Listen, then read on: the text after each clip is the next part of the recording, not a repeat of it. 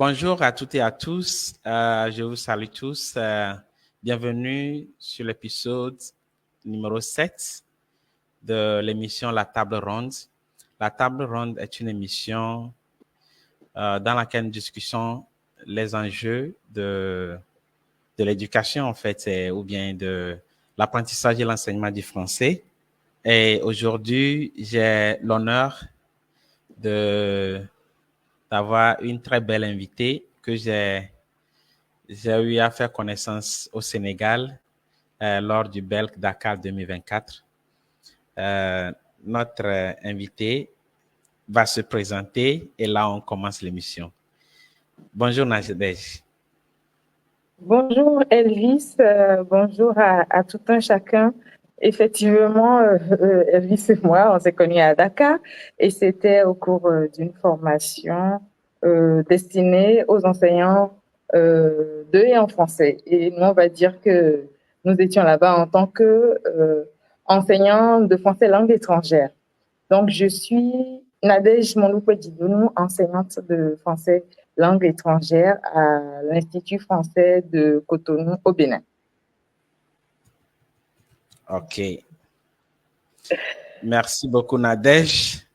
Et là, moi, je pense que, bon, le profil de Nadège est là. Nadège est enseignante de français langue étrangère.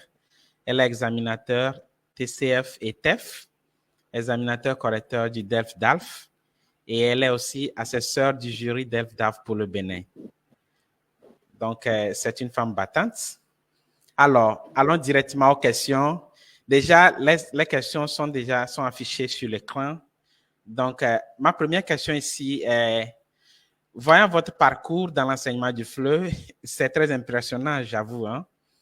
Et qu'est-ce qui vous a motivé à choisir cette spécialisation et quels ont été les défis majeurs que vous avez rencontrés? Ce que je vais dire,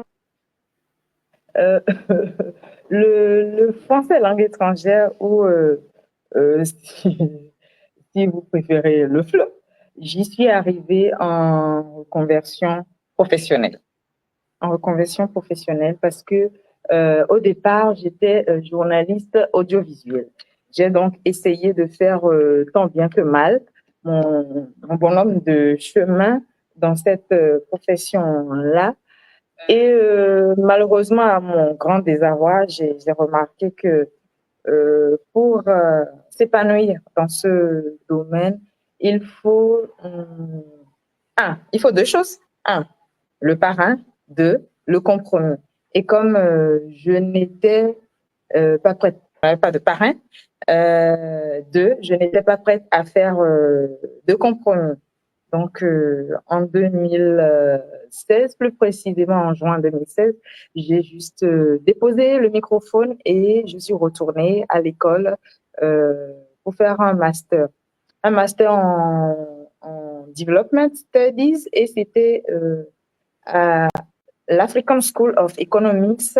C'est une université et le fondé, c'est Léonard Wanchekron, un grand économiste béninois qui intervient dans les grandes universités la plupart du temps aux États-Unis. Et donc, dans cette école, cette université, c'est l'anglais, tout est en anglais. Les cours, tout est en anglais.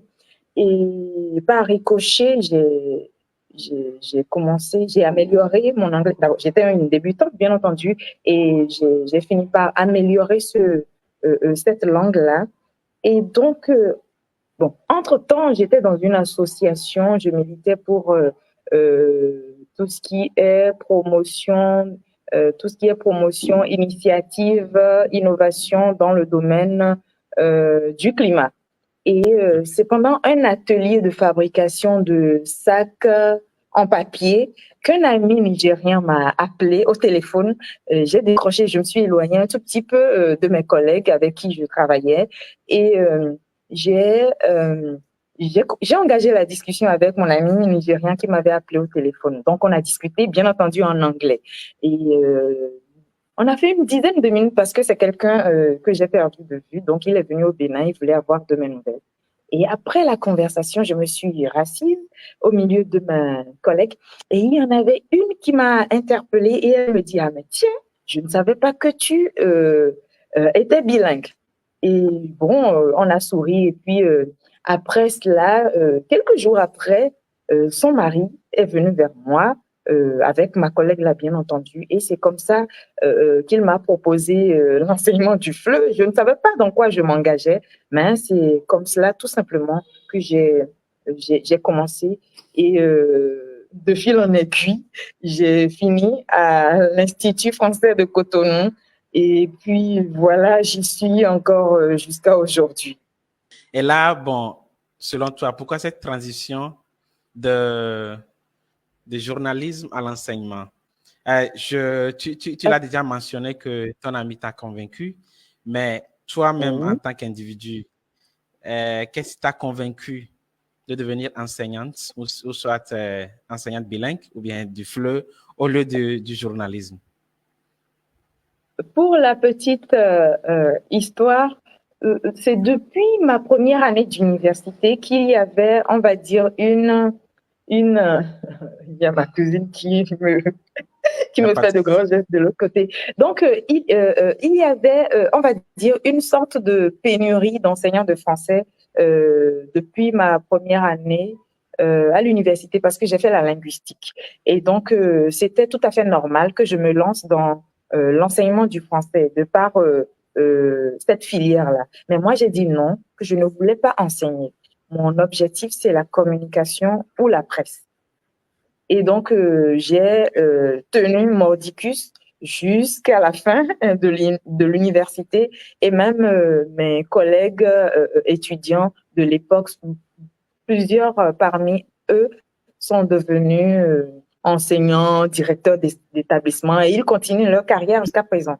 Donc, j'avais complètement refusé l'enseignement du français. Mais cela m'a finalement rattrapé et ça a été non, c'est le FLE, tout simplement. Est-ce bon, rentable d'être enseignante?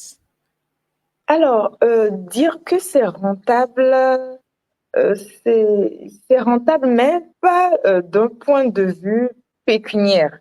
Parce que quand on dit rentable, c'est quand vous observez les résultats sur le terrain. Parce que nous sommes sur un terrain du donner et du recevoir. Les apprenants viennent pour recevoir de l'enseignant. Et donc, quand vous avez la satisfaction morale qui vient après, je ne peux qu'encourager ceux-là qui veulent aller vers ce métier-là. Mais attention, si vous n'êtes pas du genre à partager les connaissances, ce n'est pas la peine d'y aller parce que vous Alors, serez non seulement frustré, mais vous allez frustrer aussi les gens. Oui, je parle de la satisfaction financière. La satisfaction financière, oui et non. Oui et non parce que, bon, je vis aujourd'hui, j'arrive à subvenir à mes besoins, mais ce n'est pas encore ça. Ce n'est pas encore ça. Il y a mieux ailleurs. Si vous voulez gagner beaucoup d'argent, je ne vous conseille pas le FLE parce que de toute façon, les enseignants de FLE, la plupart du temps, sont des prestataires. Et quand on dit prestataire, il n'y a pas d'assurance médicale, il n'y a pas de retraite, il n'y a pas, il n'y a pas, il n'y a pas. C'est vous-même qui faites tout. Quand vous êtes malade, on s'en fout. Vous êtes, vous êtes en bonne santé, etc. C'est-à-dire, vous êtes payé de l'heure. Et si vous n'êtes pas au travail, vous n'avez pas d'heure, vous n'avez pas d'argent. Donc, si c'est pour gagner beaucoup d'argent, ce n'est pas le métier le plus indiqué. Voilà. Merci. Nous passons à la deuxième question qui est déjà sur l'écran. Vous êtes examinateur pour les tests internationaux comme le TCF et le TEF. Et vous êtes aussi correcteur pour le DEF-DAF. Alors, quel conseil donnerez-vous aux apprenants qui se préparent à passer ces examens? Vu que, par exemple, moi je vis au Ghana, OK, qui est un pays anglophone, et là, il y a beaucoup de personnes. Si, par exemple, je veux immigrer au Canada, je dois passer le TEF ou bien le TCF avant d'y aller. OK? Donc, ces apprenants peuvent être des enseignants qui nous suivent déjà ici. Donc, alors, quel conseil donnerez-vous à ces apprenants pour se préparer à ces examens? Alors, Le TCF et le TEF sont des tests de niveau de la langue française. Et en tant que tel, un candidat doit connaître son niveau de langue dans toutes les compétences ou suivre des cours s'il le faut en vue d'améliorer son niveau avant d'aller s'inscrire à l'un de ces différents tests. Il faudra également que les candidats tiennent compte du fait que ça se passe sur ordinateur, le TEF et le TCF. Et les différentes épreuves, oui. Hormis l'expression orale, qui se fait en face d'un examinateur. Parce que c'est sur ordinateur, le TEF et le TCF. Donc, il faut une petite maîtrise de l'outil informatique. Il faut maîtriser la saisie parce que vous devez saisir un test en un temps record. Donc, il faut être à même de le faire. Sinon, il faut prendre des cours d'abord avant de venir vers ce test-là. Maintenant, pour les DELF-DALF, là, c'est un peu plus corsé. Vous savez, c'est vrai que nous sommes dans un pays francophone au Bénin et vous êtes dans un pays pas francophone, un pays anglophone.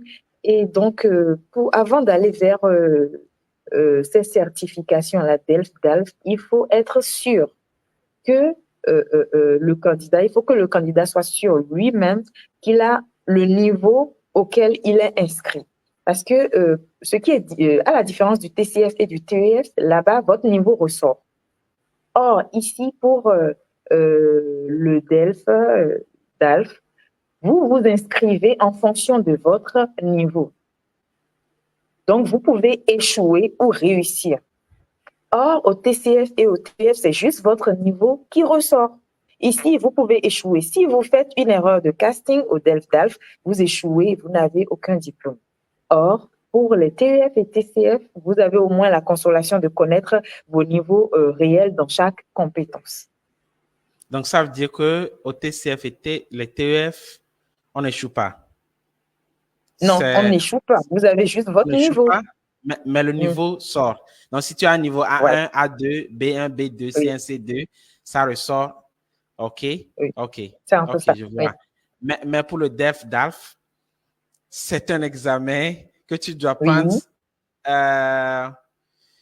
Donc, tu dois être sûr de ton niveau alors. Si par exemple, je veux m'inscrire au niveau C1, DALF C1, je dois être sûr que j'ai ce niveau C1 avant de composer. Exactement. Oui. OK. Oui. Super. Très super. Alors, donc, le candidat doit être sûr de son niveau. Oui. Et est-ce qu'il y a d'autres conseils aussi pour la préparation de ces examens?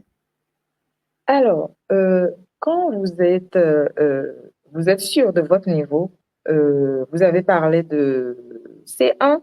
Quand vous êtes sûr que vous êtes un bon C1, là, il va falloir vous commencer par vous mettre au pas d'un point de vue culture générale.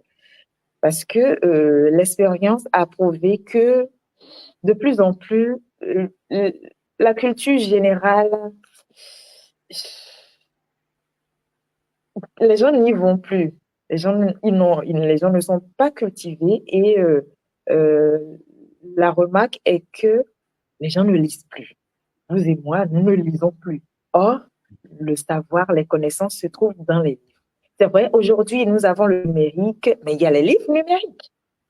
Il y a les réseaux sociaux qui viennent de plus en plus embrouiller notre jeunesse et même la génération au-dessus ou les générations au-dessus, surtout avec l'avènement ou le phénomène TikTok, je vais dire.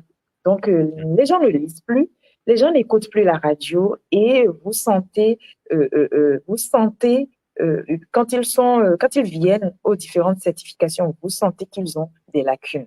Parce que ce que nous avons dans les livres, nous ne les avons pas sur les réseaux sociaux. Alors, nous avons notre ami Diata qui nous envoie un coucou. Il dit bonsoir, chers collègues, depuis le Rwanda. Bonsoir, Diata Dianoun. Oui. Oui. Donc, alors, est-ce que tu peux nous donner quelques astuces? Oui. Quelques astuces pour bien se préparer à ces examens? Alors, pour quelqu'un qui veut passer le DALF C1, par exemple, il doit maîtriser l'argumentation. Il doit maîtriser l'argumentation parce que nous devons comprendre que au niveau DALF, c'est un condensé de toutes les capacités, les compétences que nous avons acquises durant notre cursus scolaire, académique, etc. En plus de la culture générale. Donc, en dehors du fait que nous avons ce bagage-là, nous devons maîtriser les rouages de l'argumentation. On doit savoir que pour argumenter, il faut l'idée générale, maintenant l'argument plus l'exemple. Une idée qui n'est pas étayée par un exemple est une affirmation gratuite. On doit savoir que dans une argumentation, vous avez minimum 3 exemples. Quand on vous donne un sujet, ça peut être, vous pouvez être pour, vous pouvez être contre, ou vous pouvez avoir une position mitigée. Mais le plus souvent, au C1, vous avez la synthèse de test à faire. La synthèse de test, cela suppose que vous avez vous avez 2 ou plusieurs documents d'un même dossier qui traitent d'un thème général commun. Donc, vous ressortez cela. Ensuite vous isolez l'idée ou l'opinion de chaque auteur par rapport à ce thème général-là. OK. Allô? Oui, je suis là avec oui, toi. Elvis? Oui, je suis là. Donc, vous devez isoler, vous devez être en mesure d'isoler le thème, non, vous devez être en mesure d'isoler l'opinion de chaque auteur des différents documents qui vous sont proposés. Vous les isolez et après, vous les croisez pour faire une synthèse. Donc, si vous n'avez pas cette capacité, ce n'est pas la peine d'aller vers le C1 parce que le centre d'examen va vous proposer des cours de préparation généralement qui ne dépassent pas 20 heures. Et en 20 heures, ce que vous n'avez pas acquis pendant votre cursus scolaire, je doute fort que vous puissiez les acquérir en 20 heures. Vous voyez un peu? Mais bon, le miracle peut toujours arriver. C'est possible de faire un miracle. Et donc, en dehors de cela, vous devez avoir une expression facile, l'expression orale. L'expression orale parce que vous serez en face de deux personnes, 2 examinateurs qui vont vous écouter par rapport à un sujet, 2 documents que vous allez exposer, vous allez préparer en amont, c'est sûr, et vous venez exposer devant le jury et après, vous allez faire un débat. Donc, il faut être à même de pouvoir faire tout ceci en un temps limité. OK, donc l'examen, c'est pour une journée ou bien 2 jours? C'est combien de temps? Pour le C1, généralement, c'est le C1, le C1, par exemple, c'est en une journée. Vous composez la production, vous faites les épreuves collectives en 4h30 minutes. En 4h30 minutes, si vous commencez à 9h, vous finissez à 13h30. 9h pour 13h30 ou 9h30 à 9h30 à 13h. En tout cas, ça dure 4h30, les épreuves collectives. Et là, vous avez la compréhension orale, vous avez la compréhension écrite, ensuite, vous avez la production écrite. Et puis après tout cela, vous passez à l'oral en face de 2 examinateurs, bien entendu, après avoir fait la préparation. Okay. Et c'est en une journée.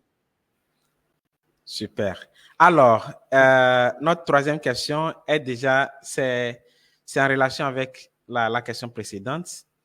Oui. En tant qu'assesseur du jury d'ELF-DAF au Bénin, quelles sont les compétences linguistiques que vous trouvez souvent sous-développées chez les candidats? Par exemple, vous avez fait mention de la compréhension orale, compréhension écrite, production orale, production écrite. Quelles sont les compétences linguistiques que vous trouvez souvent sous-développées chez les candidats, la plus grande partie des candidats? Et comment les améliorer? En fait, Elvis, les compétences langagières, en fait, varient selon le statut socio-professionnel des candidats. Et En donc, général, oui, en oui. général. Et si je... Donc, dire qu'une... En fait, en tant que membre de jury d'ELF, je vais plutôt conseiller aux candidats à... Enfin, je leur conseillerais de travailler à devenir incollable en ce qui concerne la culture, euh, euh, euh, non, pas la culture générale, mais en expression écrite ou en production écrite. Travailler à être ou à devenir incollable en production écrite ou expression écrite, si vous préférez. Donc tu Parce, avoues parce que que, c'est la clé, c'est donc la tu clé de avoues, tout. Oui, c'est là une tu avoues, là tu avoues que les candidats ont des compétences non, non, sous-développées dans ce non, domaine. loin de là, Elvis. Je Je vois. conseille aux candidats Mhm. de travailler à devenir incollable en production écrite. Parce que la production écrite, c'est la réunion de toutes les compétences. Et quand vous travaillez votre production écrite, vous êtes forcément bon dans toutes les autres compétences. Parce que ça fait appel à tous vos prérequis. Donc l'oral n'est pas trop nécessaire. C'est pas trop Si, nécessaire là. si, attention, aucune compétence n'est à négliger. OK. OK. Là, c'est bon.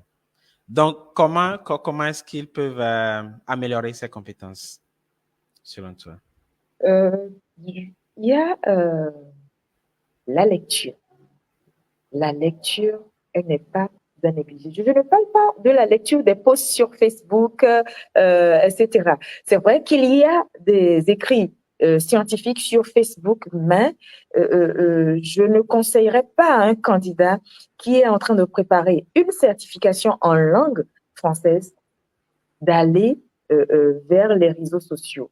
Vous lisez les grands classiques, c'est-à-dire tout ce qui est de bonne littérature. Vous vous inscrivez dans une bibliothèque ou à l'Institut français. Il y a une médiathèque dans tous les pays francophones. Vous avez un institut français. Et vous pouvez vous inscrire, c'est à un taux vraiment, un tarif dérisoire. Et si vous êtes dans un pays anglophone, vous avez l'Alliance française ou les différentes bibliothèques de la place, ou tout simplement, si vous avez accès à des livres en PDF, téléchargez-les ou achetez-les, mettez-le ou mettez-les dans votre téléphone et puis vous lisez. Il faut lire. Et quand vous lisez, vous habituez votre cerveau non seulement à emmagasiner de la connaissance sans le vouloir, mais vous vous habituez aux mots, l'écriture, l'orthographe, la grammaire, la syntaxe et tout ce qui va avec. Allô? Coucou Elvis. Oui, ça a bugué un peu, mais c'est bon. C'est bon maintenant. OK. OK. Là, c'est bon, c'est bon. Ça veut dire qu'un candidat a ses certifications, des examens de certification, Oui, doit prendre la lecture au sérieux, exactement. lire des romans, des journaux, ce qui a lien avec la langue et la culture française. Oui. C'est ça? OK. Alors, Euh, oui, oui, oui. nous passons à notre quatrième question. Et là, comment décrivez-vous l'évolution de l'enseignement du FLE au Bénin ces dernières années? Et quelles innovations manquaient l'enseignement du français dans votre pays? Hum, euh, alors là, Elvis, tu me poses une de ces questions-là parce que le fleu, c'est le fleu. Le Mais, fleu, mais, mais je parle du FLE au Bénin. Il y a le FLE au Ghana avec ses problèmes. Est-ce le FLE au Bénin? Il y a des points à améliorer, il y a des domaines à améliorer. Est-ce qu'il y a des problèmes? C'est bon? Est-ce qu'il y a des innovations récentes? je dirais tout simplement que le fleu se porte bien. Le fleu n'a jamais souffert de quoi que ce soit au Bénin, à part de la pandémie du Covid-19 ou de la Covid-19, certains emploient le féminin, le masculin. De toute façon, il y a eu cette pandémie-là qui a ralenti énormément les choses. Moi, je venais d'entrer dans le métier quand ça a commencé. On a pris un coup, mais après, on s'est relevé. Et aujourd'hui, le feu se porte plutôt bien. Oui, au Bénin. Merci. Et là, il y a une question de Diata. Comment devenir titulaire du TCF? Pour avoir le TCF, il faut aller vers un centre qui propose cette certification-là et ils vont vous poser leurs conditions et puis voilà, tout simplement.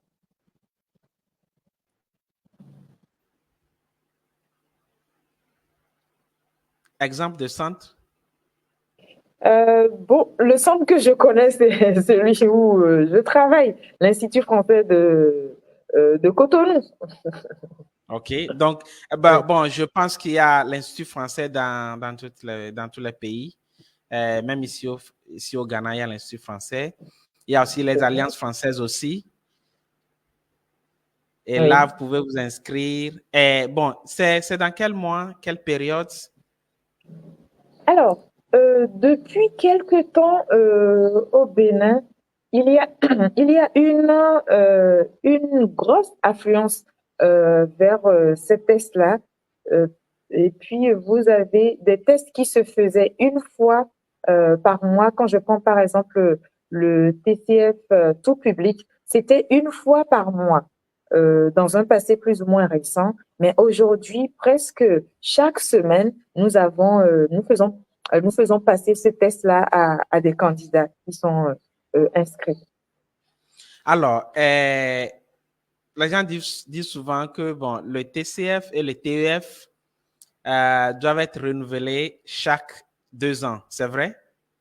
Oui, c'est des attestations. Vous voyez, ce sont des attestations et 2 ans après, ça a une validité de 2 ans. Et en 2 ans, beaucoup de choses peuvent se passer.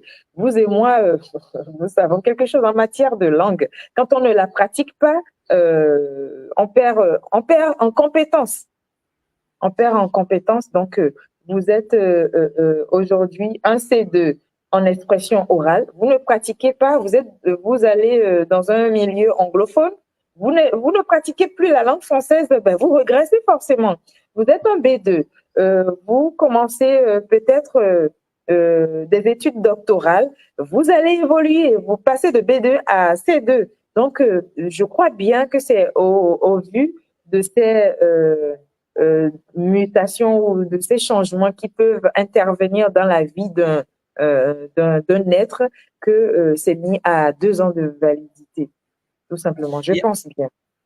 Il y a une question très importante ici, venant de Diata. Il dit, pouvons-nous immigrer au Canada avec le DALF C2? Alors, ou bien avec le DEF DALF. Peut-on immigrer au Canada avec le DEF DALF? Je crois que cette question, les agences qui proposent les agences demandeurs ou demandeuses de ces différentes certifications sont bien indiquées pour répondre à cette question-là. Parce que moi, je travaille dans un centre d'examen et quand les clients qui sont les potentiels candidats, ils viennent vers nous, et ils nous disent, voilà, moi, je veux passer tel test, moi, je veux passer tel examen. Et on les oriente en fonction ou on les inscrit en fonction en fonction de nos calendriers ou de notre calendrier. Maintenant, répondre si je dois émigrer ou pas avec, je ne saurais répondre, en fait. OK, s'il te plaît. Là, est-ce que vous avez des données sur l'intérêt des apprenants face à l'inscription de ces examens? Par exemple, pourquoi ce candidat veut passer le TCF ou bien le TEF ou bien le DEF-DAF? Est-ce que vous avez un système ou bien vous interrogez vos apprenants? Oui, en tout cas, très souvent en préparation, la première… Oui, par exemple, en tant qu'enseignant, c'est très important de de savoir l'intérêt de l'élève ou bien l'intérêt de l'apprenant. Et là, je peux bien diriger mes cours et tout. Ou bien, si par exemple, moi, je veux passer le TCF pour l'immigration et il y a quelqu'un qui veut passer ça pour les études, je pense qu'il y a un peu de différence ou bien c'est la même chose. L'apprentissage. En fait, il n'y a pas d'apprentissage pour passer un test de niveau. Le test de niveau, c'est juste pour faire ressortir votre niveau. L'apprentissage, il est quotidien.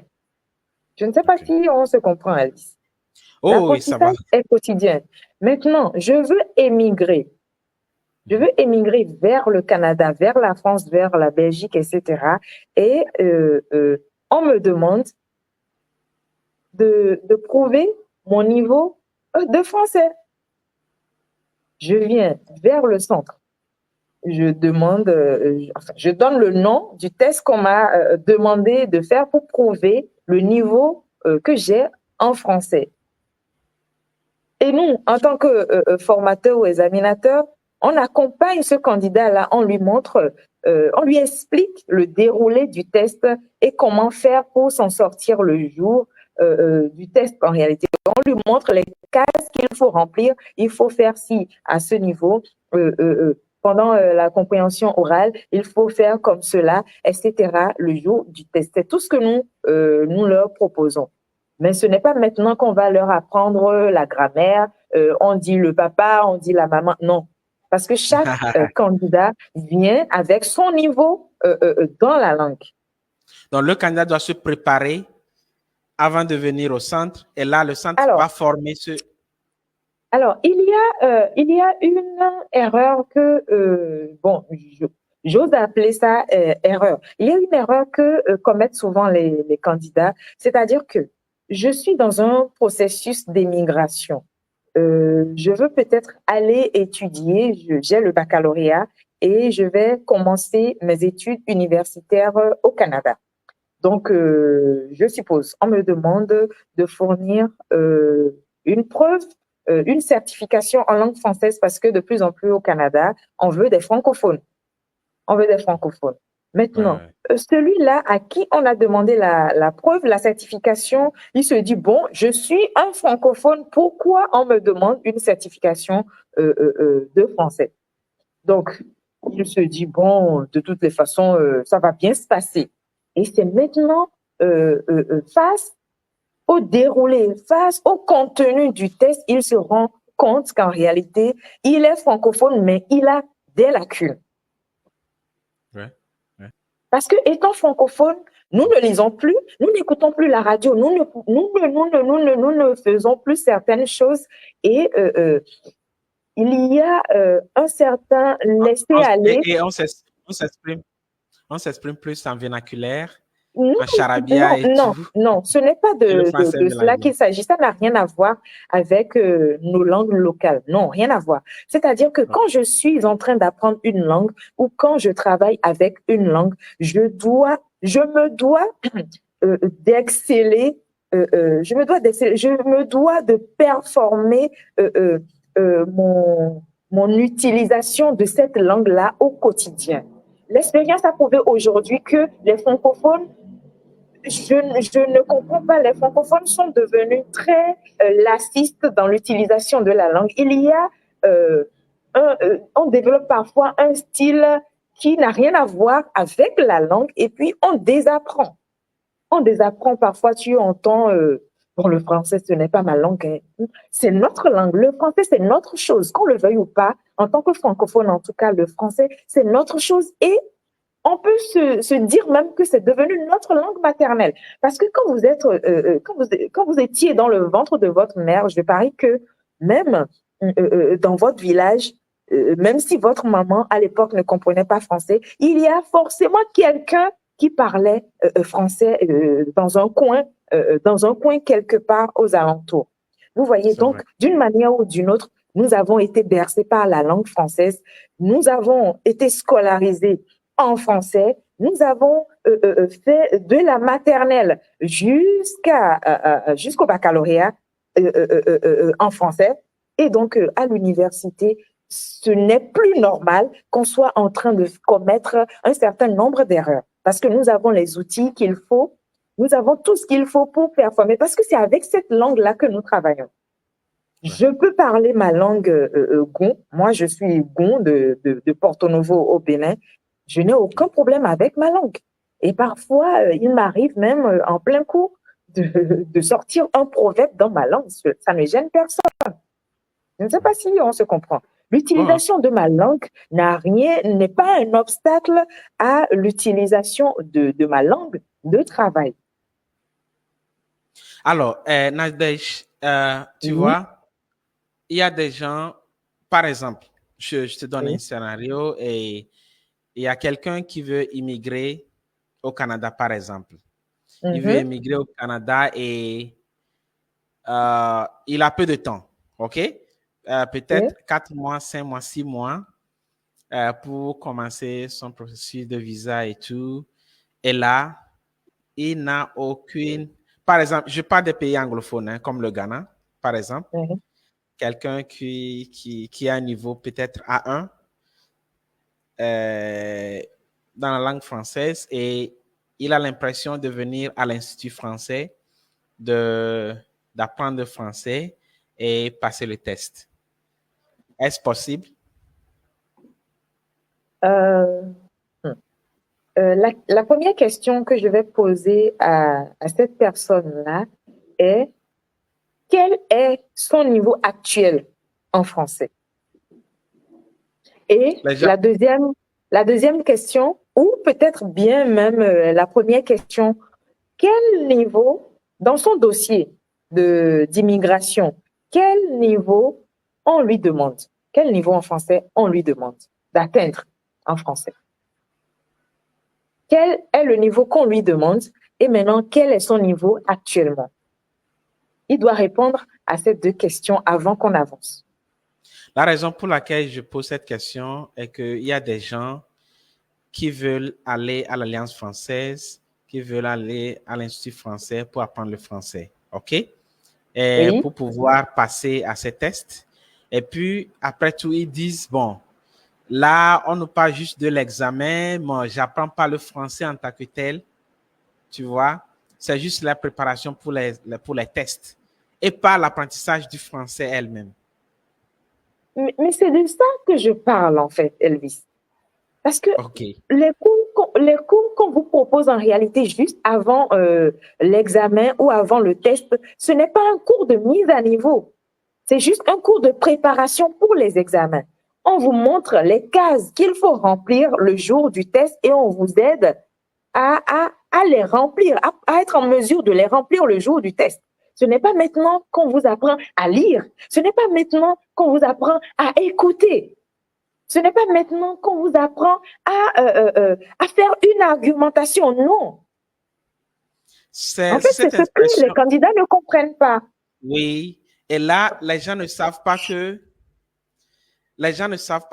je dois me préparer, je dois préparer mon niveau avant d'aller à l'Alliance française pour suivre les cours de préparation.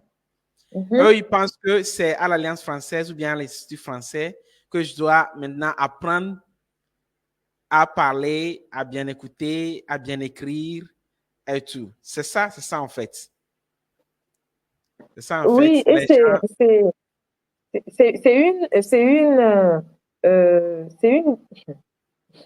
c'est peut-être, on va dire tout simplement que c'est un malentendu entre le candidat qui vient s'inscrire et le centre d'examen. Peut-être, on va dire que c'est un malentendu parce que nous proposons en bonne et due forme des cours de mise à niveau. Je suis un B2, je veux atteindre le niveau C2. Je prends des cours qui vont m'aider à performer mon niveau B2 et à monter vers le niveau C1. Après cela, encore qu'au niveau C1, je peux être juste C1, niveau ciblé, et je vais monter graduellement vers le C1+. Après cela, je vais monter vers le niveau C2, C2 ciblé, et puis après C2+. Là, je deviens un expérimenté. Aucun contour, aucun paramètre de la langue ne me fera plus peur, je suis confortée dans ma position, peu importe la situation de langue dans laquelle je serai, je vais performer parce que la langue ne me fait plus peur. Je suis carrément une native ou un natif. OK, alors, il y a une question ici que je pense qu'il a déjà répondu. Quelle est la différence entre le DELF ou le DALF et le TCF? Je pense que tu avais dit que le TCF et le TEF, c'est pour connaître le niveau du candidat, ou bien ça ressort le niveau du candidat. Voilà. Et le DEF, DAF certifie ton niveau plutôt, ou bien? Le DELF, DALF, alors, ce sont des diplômes, ce sont des examens. Vous vous asseyez, vous écrivez et vous avez à la clé le diplôme. Et c'est à vie. D'accord? C'est à vie. Maintenant, on dit le DELF, DAF, c'est à vie. Tu l'as et ça, c'est pour la vie. C'est un diplôme, c'est un diplôme. Et le TCF et le TEF, elle a déjà dit que ce sont des attestations. Ce sont des attestations que vous recevez. Des attestations et vous devez renouveler ça chaque 2 ans. Au bout de 2 ans. Très bien. Il y a une autre question aussi de... Bon, en fait, les questions sont très... je pense que ce sont de bonnes questions ici. Diata dit, le titulaire d'une licence de lettres modernes ou de français a-t-il nécessairement besoin d'obtenir le TCF ou pour justifier ses compétences linguistiques en français? Parce que, tu vois, c'est une question très importante. Par exemple, il y a quelqu'un qui a le master en FLE ici au Ghana et lui veut faire le master 1 ou bien le master 2 en France. Et il se dit, bon, j'ai déjà le master en FLE ici au Ghana, ou bien, bon, et là, pourquoi je dois justifier mon niveau de langue en français? Que pourrais-tu dire à propos de ça? Alors, cher Dianoun, en fait, est-ce que vous savez qu'il y a de ces personnes-là qui viennent passer la certification, ils essayent en fait, parce que ça ne va pas jusqu'au bout, qui essayent de passer la certification à la place d'autres. C'est-à-dire que moi, Nadège, je m'inscris. Je m'inscris normalement. Alors, lui veut savoir si c'est nécessaire de le faire ou pas. C'est nécessaire. Okay. Monsieur Diata, c'est obligatoire, mais c'est obligatoire. Ouais. Parce que rien ne le prouve en fait que vous êtes, enfin, rien ne prouve que vous avez le niveau qu'il faut. OK. Alors, une autre question ici. Est-ce possible qu'un candidat le croit au niveau C1, par exemple? OK, je pense s'il se croit qu'il a un niveau C1, par exemple. Ainsi, il veut passer le test C1 au DALF, mais pendant l'inscription, vous voyez qu'en fait, il est au niveau B1 ou B2. Et dans cette situation, est-ce que vous le déconseillez de passer le test C1 ou vous le laissez s'inscrire? Alors, est-ce que vous avez, en grosso modo, est-ce que vous avez quelque chose comme évaluation diagnostique pour savoir le niveau de 16 ans à présent avant l'inscription ou pas? Je pense que c'est la question. C'est possible de diagnostiquer le niveau du candidat avant qu'il s'inscrive. Mais généralement, le candidat, quand il vient, il est convaincu de ce qu'il veut faire et donc impossible de l'en dissuader. OK. Là, il demande si vous allez déconseiller ce candidat à passer le C1 ou bien vous conseillez ce candidat à passer le niveau que vous pensez qu'il a. Alors, moi, je ne m'occupe pas personnellement des inscriptions. Mais quand il arrive que je sois dans les parages pendant qu'un candidat s'inscrit, ou en tout cas, d'une manière ou d'une autre, je ressens la chose, moi, j'en discute ouvertement avec le candidat. Et je lui donne les conseils idoines, etc. Mais le fait est que vous avez 10 candidats qui viennent s'inscrire, ils ont ce qu'il faut pour s'inscrire. vous ne discutez pas. Vous les inscrivez tout simplement et vous passez à autre chose. Parce que celui qui est chargé des inscriptions, etc., c'est son boulot en fait.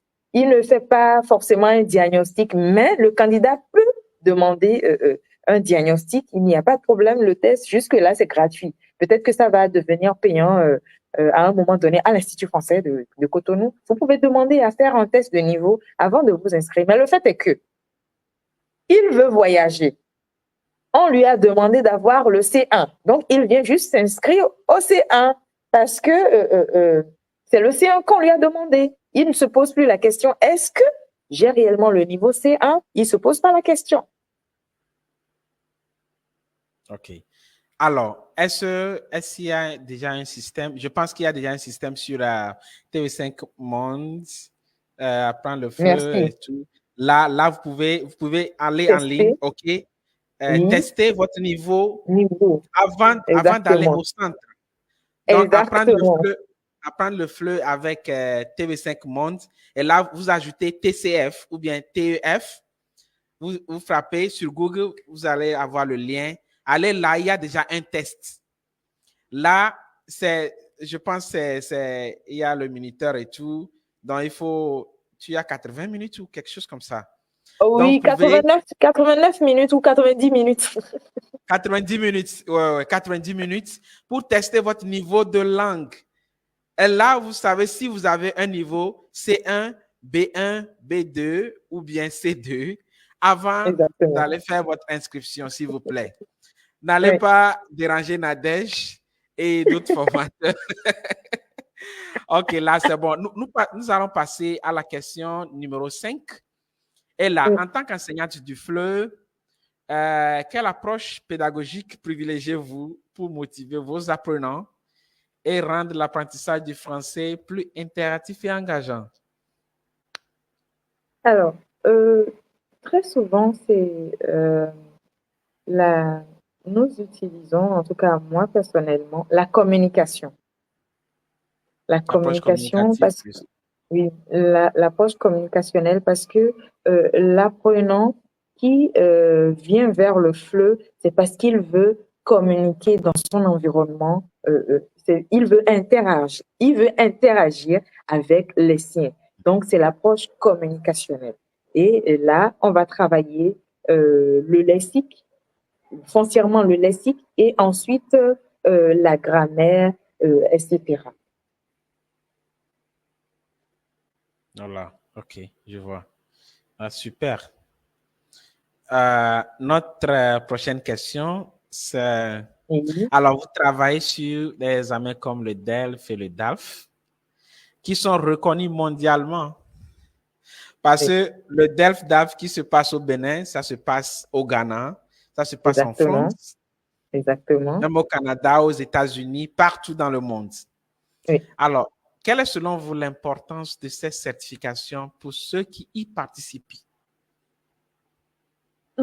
Généralement, ceux qui participent, je crois qu'ils ne connaissent pas la portée de la chose. Et tout ce qu'ils veulent, pour eux, c'est comme un visa. C'est comme un visa pour quitter son pays et aller vers les autres grands pays francophones. Or, c'est la preuve même que vous maîtrisez ou que vous avez un certain niveau dans la langue française. OK. Donc, en fait, c'est ce qu'elle a dit, hein, sans le DELF ou bien le DALF, rien ne prouve que vous parlez français ou bien vous avez un niveau requis en français. Elvis, Oui. moi ici en face de vous, mais j'ai passé le DALF C2. J'ai le DALF C2. Oui. Je ne sais pas si on se comprend. C'est à cela que nous faisons face. Parce que oui, vous êtes enseignant, oui, vous êtes aussi, mais qu'est-ce qui prouve que vous avez la maîtrise de la langue? Regardez, vous et moi, nous étions au Belk à Dakar il y a de cela un mois, n'est-ce pas? Et pourquoi nous sommes allés au Belk? C'est la formation continue. Oui. Et déjà avec cette formation, il faut au moins avoir le niveau C2, C1, C2. Sinon, vous ne comprenez rien. Tu ne vas rien comprendre parce que déjà, l'instituteur ou bien le formateur est un natif ou bien c'est un Français. Tu vois, il s'exprime en français, je veux dire français original. Hein? Donc, si tu n'as pas un bon niveau en français, c'est un peu difficile. Hein? C'est compliqué. En fait, dans les amis, c'est ça. Déjà, aller sur TV5, apprendre le FLE avec, apprendre français avec TV5 Monde. Il faut ajouter TCF, TEF. Et là, vous pouvez tester votre niveau avant d'aller au centre, s'il vous plaît. Merci beaucoup. Passons à la prochaine question. Et à votre avis, quels sont les plus grands défis auxquels les enseignants de FLE sont confrontés au Bénin et en Afrique francophone en général? Parce que je dis Afrique francophone, déjà, il y a de cela quelques jours, le Ghana est maintenant devenu membre à part entière de la francophonie. Donc, nous sommes aussi pays francophones. Hein? Un banc pour nous. Donc, pays anglophone, francophone. Donc, en général, quels sont vos avis sur les plus grands défis auxquels les enseignants de FLE sont confrontés? Alors, pas juste au Bénin. En fait, dans l'enseignement du FLE, le défi majeur, c'est la formation continue. C'est la formation continue, tout à l'heure, j'évoquais le BEC Dakar. Donc, le professeur de FLE ne peut pas avancer tout seul tout le temps. Le professeur de FLE, c'est vrai, c'est un indépendant. Il est indépendant dans sa profession, mais à un moment donné, il s'arrête. Il doit s'arrêter et se poser les bonnes questions. Est-ce que mes pratiques sont toujours les mêmes sur le marché du FLE? Est-ce que j'ai encore l'habilitation? Est-ce que mon habilitation TEF, TCF est encore valide? Est-ce que mon habilitation DELF est encore valide? Et au jour le jour, il faut être à jour, il faut faire une mise à jour, ce qui n'est pas forcément facile quand vous êtes réellement indépendant. Parce que moi, je travaillais à l'Institut français et c'est l'Institut français qui m'a envoyé au Belgique. Donc, vous imaginez, si vous êtes un enseignant de FLE indépendant et que vous n'avez pas les moyens, ce n'est pas évident de faire cette mise à jour-là, cette formation continue, ce n'est pas évident. D'accord? Et vous êtes dépassé par les choses rapidement. Donc, nous avons besoin de la formation continue et c'est ça le défi majeur auquel nous sommes confrontés. Donc, tu parlais de la formation, manque de formation continue. Et là, l'enseignant ou bien l'enseignante doit essayer de faire chose, de se mettre à jour, en fait. Exactement. Oui, OK. Parce que c'est un milieu qui évolue, et donc il faut évoluer avec, sinon on est vite mis au garage, hein, sans le vouloir. On est au garage soi-même sans le savoir. Alors, Nadège, nous savons tous que organiser des formations continues, comme le BELC par exemple, c'est très cher. Et là, moi, je propose au niveau des pays d'organiser des formations virtuelles, comme le font déjà quelques pays, je pense. Au Ghana, ça se fait de temps en temps, mais pas trop en fait. Mais j'encourage tout le monde de participer aux formations continues virtuelles. Et là, pour au moins ne pas dire qu'il n'y a pas d'argent, donc pas de formation. Ouais. Là. Donc, avec l'émergence des outils numériques, comment intégrez-vous la technologie dans vos cours de FLE et quelles ressources digitales recommandez-vous aux enseignants? Il y a beaucoup d'enseignants qui nous suivent ici déjà, plus de 20 cas, qui suivent la page. Je vais dire 90% sont des enseignants de FLE ou bien de FLS, de FOSS. Et là, si vous utilisez des technologies ou bien des plateformes numériques, est-ce que c'est bon? Comment vous intégrez ça dans vos cours de FLE? Et il faut nous donner quelques exemples. Alors, bon, je dirais que c'est une grâce de travailler à l'Institut français parce que toutes nos salles sont dotées de matériel pour pouvoir donner les cours avec tout ce qui est outils numériques. On a des ordinateurs à disposition, on a le tableau blanc, on a le projecteur, le vidéoprojecteur et il y a même certains tableaux qui sont interactifs.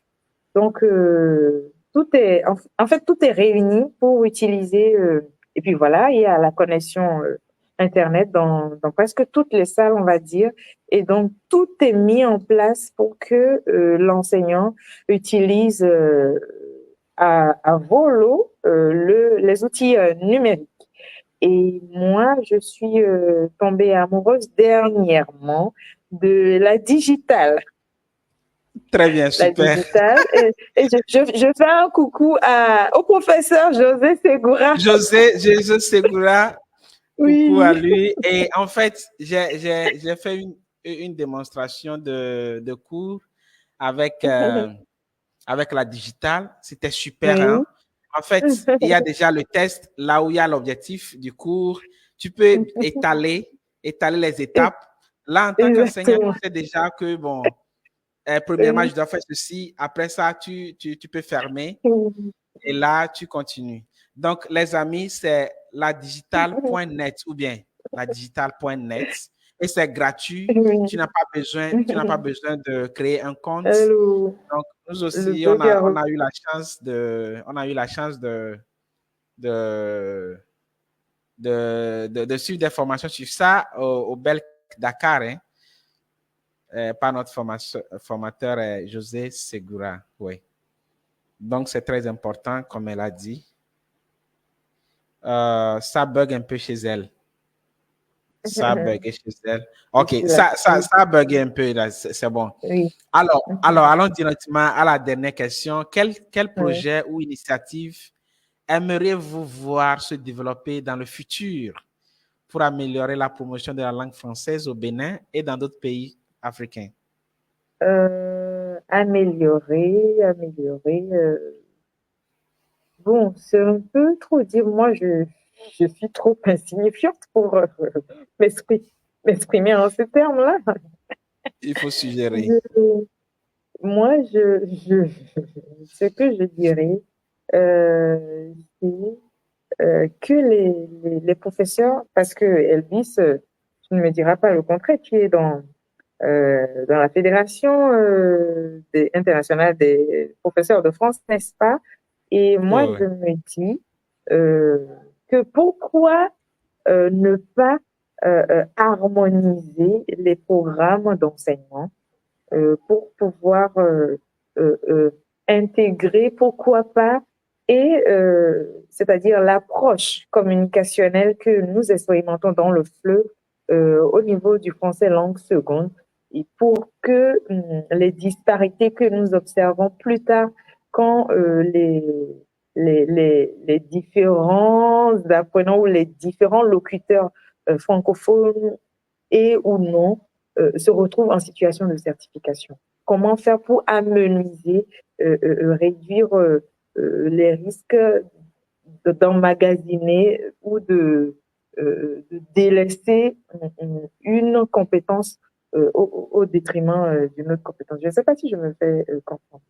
Oui, je comprends très bien.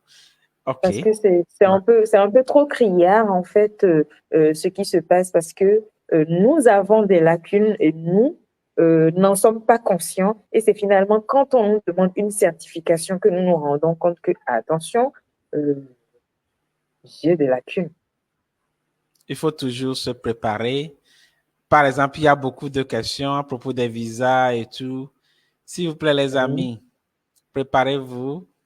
Il faut avoir le DELF ou bien le DALF ou bien le TCF ou bien le TEF avant même de penser à ces opportunités et tout.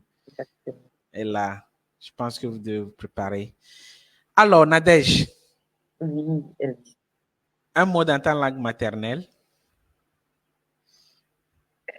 Mais je dirais, na mi fond gandi. Ndomando ndo minye, ovi miton, Nadège, mon oupe dido nou e. Nkan me ho, ido nan me ho le mon. Et ça veut dire, Mifo Gandhi, ça veut dire que vous vous portez bien. Oui, oui. Vous J'ai êtes bien appris ça là. réveillé. C'est une façon de dire bonjour. Vous êtes bien réveillé. Bonjour. Et après, j'ai dit, c'est moi, votre fille, Nadège Mondoukou Etidonou, votre fille, votre sœur. Et je fais, c'est-à-dire, je rends hommage aux anciens.